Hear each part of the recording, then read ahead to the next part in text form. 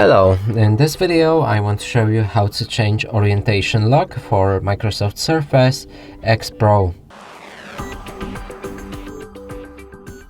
And to do this we'll need to open up the Start. Here go to the settings.